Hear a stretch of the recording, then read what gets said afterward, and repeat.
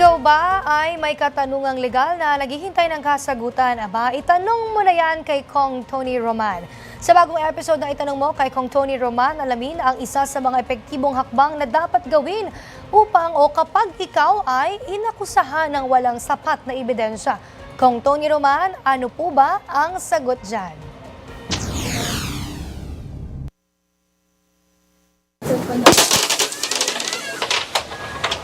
Oo, ginagalingan, oh. Ginagalingan mo.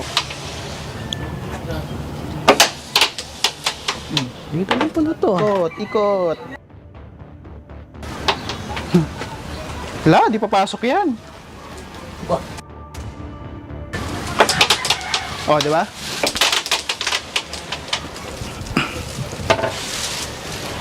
Ayos ba? Oo, nagtatakbo.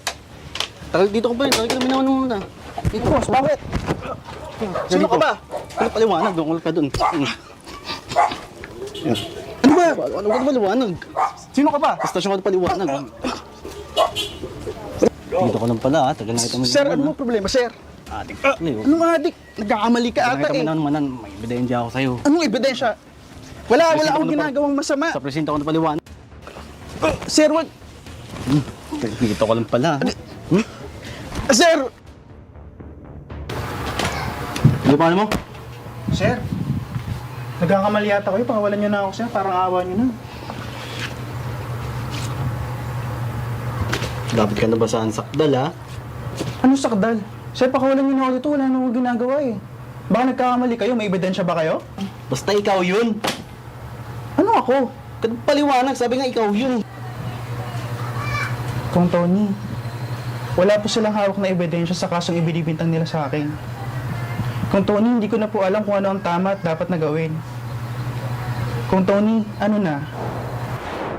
Dahil sa batas, hindi sapat na may shabu. Kailangan patunayan ng pulis at piskal na ang shabu sa korte ay mismong kinuha sa bahay ng akusado. Iyan ang malinaw na sinabi ng Supreme Court sa Padilla versus People. Ano ang nangyari sa kaso? May search warrant laban kay Roel Padillo sa Cagayan de Oro. Nakakita ang pulis ng maraming sachet ng shabu sa cabinet sa kwarto ng akusado. Inaresto siya. Hinatulan siyang may sala ng RTC at Court of Appeals. Pero sa Supreme Court, ibinasura ang hatol at pinalaya siya. Bakit? Dahil napatid ang chain of custody, may 4 na tanong na kailangan masagot. Sino ang kumuha ng droga? Sino ang tumanggap bilang investigador? Sino ang nagdala sa crime lab?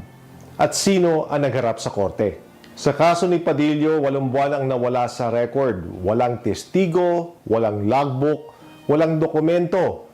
Walang nakapagsabi kung sino ang humawak, saan itinago, o kung may nagpalit.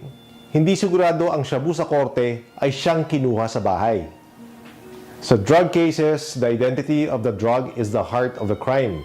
Kung may duda, dapat mapawalang sala ang akusado. Isa pang mahalagang aral mula sa kaso, kahit hindi agad nag-object ang akusado sa search warrant, kapag constitutional rights ang nilabag, hindi yon nawawala. Tandaan, sa drug cases, hindi pwedeng muka ito na yon.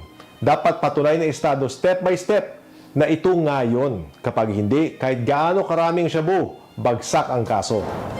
Sa mga nais humingi ng libreng payong legal, magpadala lang ng mensahe sa congresstv24@gmail.com o di kaya sa Congress TV Digital.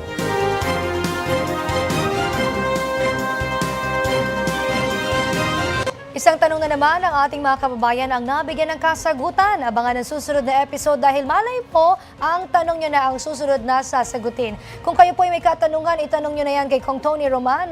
Mag-comment lamang sa aming social media pages o i-email ang sa congresstv24@gmail.com.